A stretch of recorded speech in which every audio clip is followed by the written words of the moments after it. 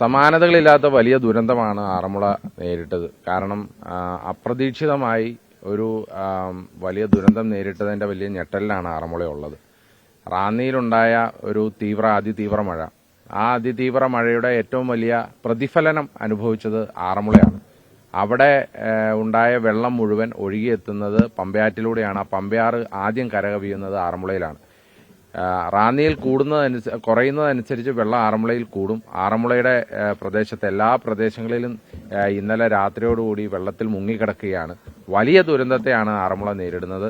കാരണം അത് ആറന്മുള പഞ്ചായത്ത് മാത്രമല്ല, കോഴഞ്ചേരിയും തോട്ടപ്പുഴശ്ശേരിയും മല്ലപ്പുഴശ്ശേരിയും അതുപോലെ ഇരുവിവേരൂരും അതുപോലെ കോയിപ്ര അടങ്ങുന്ന എല്ലാ പ്രദേശങ്ങളിലും വലിയ ദുരന്തമാണ് നേരിടുന്നത്.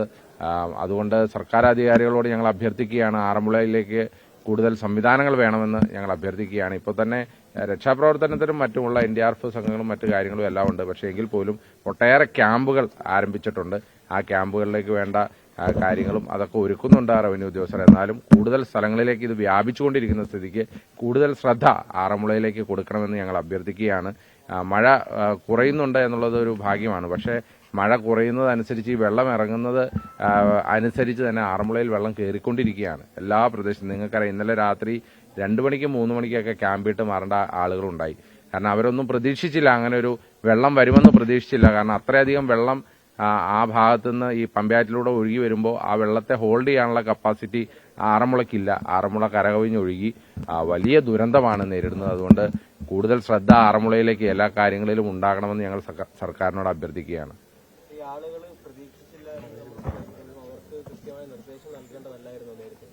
എല്ലാവരോടും ഇന്നലെ നിർദ്ദേശം, നമുക്കൊരു 10% റിസ്ക്കുള്ള സ്ഥലങ്ങളിലും നിർദ്ദേശങ്ങൾ കൊടുത്തിരുന്നു ക്യാമ്പിലേക്ക് മാറാൻ. പക്ഷെ നമുക്കറിയാലോ, പലരും അതിന് വിമുഖത കാണിച്ചു എന്നുള്ളത് സത്യമാണ്. കാരണം ഞാൻ തന്നെ ഇന്നലെ ഒരുപാട് സ്ഥലങ്ങളിൽ പോയി പറഞ്ഞതാണ്, നമ്മൾ തന്നെ ഒരുപാട് ആളുകളെ അടുത്ത് നിർബന്ധിച്ചതാണ്. പക്ഷെ പലരും വരാനുള്ള ഒരു വിമുഖത കാണിച്ചു. അപ്പോൾ ഇന്നലെ അതിനനുസൃതമായിട്ടാണ് ഈ വെള്ളം കൂടിയതും. അപ്പോൾ ഇന്നലെ രാത്രി പക്ഷേ ഞാൻ ഇന്നലെ ഇറങ്ങാൻ പറഞ്ഞപ്പോൾ ഒരു ഇറങ്ങാത്ത ആളുകൾ പക്ഷെ രാത്രി എന്നെ വിളിച്ചു, ഇറങ്ങാമെന്നും പറഞ്ഞു വിളിച്ചു. കാരണം രാത്രിയിലത്തെ അവസ്ഥ അങ്ങനെയാണ്. രാത്രി കറണ്ടില്ല, ആളുകൾ ഒറ്റപ്പെട്ട് കഴിയുകയാണ്. അപ്പോൾ വലിയ ഭീതിജനകമായ അവസ്ഥയായിരിക്കും. അപ്പം അങ്ങനെയുള്ള സ്ഥലങ്ങളിലൊക്കെ ആളുകൾ വിളിക്കുകയുണ്ടായി. പക്ഷെ അതൊക്കെ ക്രമീകരിച്ചിട്ടുണ്ട്. ഇന്നലെ NDRFന്റെ അധിക സംഘം തിരുവനന്തപുരത്തു നിന്നും കൊച്ചിയിൽ നിന്നും ഉണ്ടായി. അവർ ആറന്മുളയിലുണ്ടായിരുന്നു. അവരുടെ സഹായം ഉണ്ടായിരുന്നു. മത്സ്യത്തൊഴിലാളികൾ ഉണ്ടായിരുന്നു. ഏതെങ്കിലും അടിയന്തര സഹായത്തെ നേരിടാൻ അവരുണ്ടായിരുന്നു. അപ്പം അതൊക്കെ ക്രമീകരിച്ചിട്ടുണ്ട്. ഇപ്പോൾ എല്ലാം ക്രമീകരിച്ച് നിൽക്കുകയാണ്. പക്ഷേ എങ്കിലും ഇപ്പോഴും കുറേ ആളുകളൊക്കെ പല സ്ഥലങ്ങളിലുമായിട്ടുണ്ട്. അപ്പോൾ അവർ രാവിലെ ആകുമ്പോഴേക്കും അവരുടെ ഭക്ഷണവും കാര്യങ്ങളൊക്കെ അവർക്ക് വീടുകളിൽ എത്തിച്ചു കൊടുക്കേണ്ടതുണ്ട്. അതും ഒരു വശത്തുകൂടെ നടക്കുന്നുണ്ട്. ഞാൻ പറഞ്ഞത് സർക്കാർ കുറച്ചുകൂടി അല്ല, നമുക്ക് വേണ്ടത് എന്താണെന്ന് വെച്ചാൽ ഇപ്പോൾ റവന്യൂ വകുപ്പ് കുറച്ചുകൂടെ നമുക്ക്, കാരണം ഇനിയും ക്യാമ്പുകൾ തുടങ്ങേണ്ടി വന്നാൽ ആ ക്യാമ്പുകൾ തുടങ്ങാനും അങ്ങോട്ടുള്ള ക്രമീകരണങ്ങൾ ഒരുക്കാനുമുള്ള ഒരു ശ്രദ്ധ റവന്യൂ ഡിപ്പാർട്ട്മെന്റിന്റെ ഭാഗത്തുനിന്ന് ഉണ്ടാകണം. അപ്പോൾ ഇപ്പോൾ നമ്മൾ ക്യാമ്പുകൾ ഐഡന്റിഫൈ ചെയ്ത് വെച്ചിട്ടുണ്ട്. ഏകദേശം 37ഓളം ക്യാമ്പുകൾ ഐഡന്റിഫൈ ചെയ്തിട്ടുണ്ടായിരുന്നു.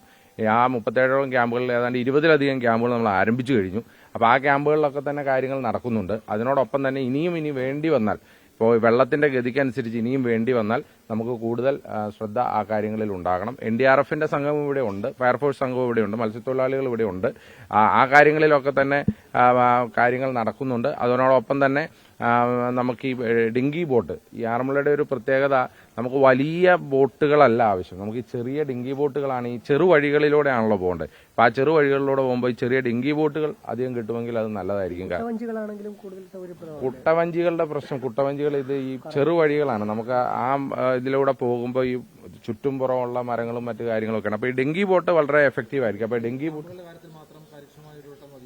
അല്ല, ക്യാമ്പുകൾ കാര്യക്ഷമമാണ്. ഞാൻ പറഞ്ഞു, ഇനി തുടങ്ങാൻ ഇരിക്കുന്നത്, ഇനിയിപ്പോൾ വേണ്ടി വന്നാൽ ഇനിയും ക്യാമ്പുകൾ വേണ്ടി വരും. അപ്പൊ ആ ക്യാമ്പുകൾ വേണ്ടി വന്നാൽ റവന്യൂ വകുപ്പിന്റെ ഭാഗത്തുനിന്ന് അല്ല, ഉദ്യോഗസ്ഥരൊക്കെ ഇവിടെയുണ്ട്. ഇപ്പൊ കളക്ടർ അടക്കമുള്ള എല്ലാവരും ഇവിടെ ക്യാമ്പ് ചെയ്യുന്നുണ്ട്. ഉദ്യോഗസ്ഥരെല്ലാവരും ഉണ്ട്. ക്യാമ്പുകൾ ഇനി വേണ്ടി വന്നാൽ അതിനകത്തായിട്ടുള്ള കാര്യങ്ങൾ കൂടുതൽ ശ്രദ്ധ ചെലുത്തണം എന്ന് പറഞ്ഞു. ഇപ്പൊ ഉള്ളിടത്തൊക്കെ എല്ലാം മാനേജറാണ്, വേറെ പ്രശ്നങ്ങളൊന്നും തന്നെയില്ല. അതായത് ഇന്നലെ രാവിലെ തന്നെ MLA കൃത്യമായിട്ട് പറയുന്നുണ്ടായിരുന്നു, റാന്നിയിലല്ല ആറന്മുളയിലേക്ക് വെള്ളം കയറും, കൃത്യമായിട്ട് അതിന് കൂടുതൽ ശ്രദ്ധ ആറന്മുളയിൽ കേന്ദ്രീകരിക്കണമെന്ന് പറഞ്ഞിട്ടുണ്ടായിരുന്നു. ഇന്ന് രാവിലെയും MLA ഇത് തന്നെ പറയുന്നു, ആറന്മുളയിലേക്ക് ശ്രദ്ധ കേന്ദ്രീകരിക്കുന്നില്ല എന്ന് തോന്നുന്നുണ്ടോ? അല്ല, അങ്ങനെയല്ല ഞാൻ പറഞ്ഞത്. കാരണം അതിപ്പോൾ നിങ്ങൾ മാധ്യമങ്ങളാണെങ്കിലും റാന്നിയിലുണ്ടായ ഒരു ദുരന്തം അത് നിങ്ങൾ രാവിലെ മുതൽ റാന്നിയിലെ ഏറ്റവും ഗുരുതരമായ സാഹചര്യങ്ങളെല്ലാം പറഞ്ഞുകൊണ്ടിരിക്കുകയാണ്. പക്ഷെ ഞാൻ നിങ്ങളോടക്കമുള്ളവരാണ് പറഞ്ഞത്, ഇതിന്റെ ഒരു പ്രതിഫലനം സൃഷ്ടിക്കാൻ പോകുന്നത് ആറന്മുളയാണ്. കാരണം റാന്നിയിൽ നിന്ന് വരുന്ന വെള്ളം ഒഴുകിയെത്തുന്നത് ആറന്മുളയിലോട്ടാണ്. റാന്നിയിൽ നിന്ന് അവരുടെ ഭൂപ്രകൃതി വെച്ച് വെള്ളം പെട്ടെന്ന് ഇറങ്ങുകയും ചെയ്യും, പക്ഷെ ആറന്മുളയിൽ ഇറങ്ങുകയും ചെയ്യില്ല. അതുകൊണ്ടാണ് ഞാൻ പറഞ്ഞത് ആറന്മുളയിലോട്ട് കൂടുതൽ ശ്രദ്ധ ചെലുത്തണം, അത് നിങ്ങളടക്കമുള്ള എല്ലാവരും ശ്രദ്ധ ചെലുത്തണമെന്ന് പറഞ്ഞത്. പക്ഷേ റാന്നിയിൽ ഇന്നലെ വളരെ അവിചാരിതമായി പെട്ടെന്ന് അങ്ങുണ്ടായ ഒരു മഴയാണ്, അതിതീവ്ര മഴയാണ്. നമുക്കൊന്നും പ്രെഡിക്റ്റ് ചെയ്യാൻ പറ്റുന്ന മഴയായിരുന്നില്ല, അതിതീവ്ര മഴയാണ് പെയ്ത്. അപ്പോൾ റാന്നിയിൽ സ്വാഭാവികമായിട്ടും ഇന്നലെ ആ ഗുരുതര സാഹചര്യം ഉണ്ടായിരുന്നു. പക്ഷെ ഞാൻ പറഞ്ഞത് ഒരു മുൻകരുതൽ എടുക്കണം എന്നുള്ള രീതിയിൽ തന്നെയാണ് പറഞ്ഞത്. ആ നിലക്കുള്ള മുൻകരുതൽ ഇവിടെ എടുത്തിട്ടുണ്ടായിരുന്നു. കാരണം ഞാൻ പറഞ്ഞല്ലോ, ക്യാമ്പുകൾ 37 എണ്ണം ഐഡന്റിഫൈ ചെയ്തു. ആ ക്യാമ്പുകളിലാണ് 20-ലധികം ക്യാമ്പുകൾ തുടങ്ങിയത്. അത് മാത്രമല്ല, ഇവിടെ വേണ്ടത്ര ബോട്ടുകളുടെ സജ്ജീകരണം ഇന്നലെ രാവിലെ റാന്നിയിലേക്ക് പോയ കാരണം മണിക്കൂറുകൾ കൊണ്ടാണ് ഇങ്ങെത്തുന്നത്. അപ്പോൾ തന്നെ കൊല്ലത്ത് നിന്നും ആലപ്പുഴയിൽ നിന്നുള്ള ബോട്ടുകളുടെ സൗകര്യങ്ങൾ ഇവിടെ ഏർപ്പെടുത്തിയിരുന്നു. NDRF സംഘം 2 എണ്ണം അധികമായി ആറന്മുളയിലേക്ക് തന്നെ തിരുവനന്തപുരത്ത് നിന്നും കൊച്ചിയിൽ നിന്നും എത്തിച്ചിരുന്നു. അപ്പോൾ ആ കാര്യങ്ങളൊക്കെ ചെയ്തിരുന്നു. ഞാൻ പറഞ്ഞത് ഇനി കുറച്ചുകൂടെ ശ്രദ്ധ, കാരണം റാന്നിയിൽ അവിടെ ഇനിയിപ്പോൾ ഒരു പോസ്റ്റ് ഫ്ലഡഡ് ഓപ്പറേഷനാണ് വേണ്ടത്. പക്ഷെ ഇപ്പോഴും ആറന്മുളയിൽ വേണ്ടത് ഫ്ലഡഡ് ഓപ്പറേഷൻ തന്നെയാണ്. ആറന്മുളയിലെ ഫ്ലഡ് ഇറങ്ങാൻ 2 ദിവസമെങ്കിലും എടുക്കും. അപ്പം അതുകൊണ്ട് ആറന്മുളയിൽ ആ രീതിയിലുള്ള ഒരു ശ്രദ്ധ കൂടുതലായി ചെലുത്തണം എന്നുള്ളതാണ് ഞാൻ അഭ്യർത്ഥിക്കുന്നത്. റാന്നിയിൽ വേണ്ടത് ഇനി പോസ്റ്റ് ഫ്ലഡഡ് ഓപ്പറേഷൻസ് ആണ്, അത് ആ രീതിയിലാണ് എടുക്കേണ്ടത്. ഇവിടെ ഈ വെള്ളം ഇറങ്ങാൻ 2 ദിവസം കൂടി എടുക്കും. അപ്പോൾ വലിയ ആ ദുരന്തത്തെ നേരിടാൻ എല്ലാവരുടെയും, അത് ഞാൻ മാധ്യമങ്ങൾ ഉൾപ്പെടെയുള്ളവരുടെ അഭ്യർത്ഥനയാണ്, ഉള്ളവരോടുള്ള ഒരു അഭ്യർത്ഥനയാണ് ഞാൻ പറയുന്നത്. കാരണം ഈ കാര്യങ്ങളിലൊക്കെ എല്ലാവരുടെയും സഹകരണം ഉണ്ടാകണം എന്നാണ് ഞാൻ പറയുന്നത്.